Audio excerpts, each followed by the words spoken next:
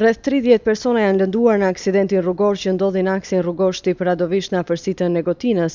Zëdhënësja e sektorit të punëve të brendshme në Shtyp Snežana Nasaneva ka deklaruar se aksidenti ka ndodhur midis autobusit Sanos pronë Strumica Express, në cilin ndodheshin 32 udhëtar të punësuar në armatën e Maqedonisë dhe makinës Audi me targa të Shtypit, i drejtuar nga personi me inicialet DV nga Koçani.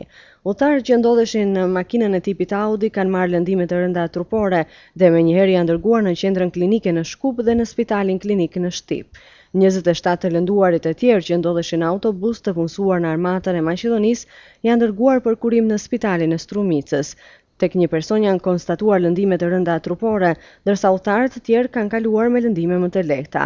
Dëmi i paraprak i aksidentit vlerësohet në rreth 600.000 denar apo 10.000 euro.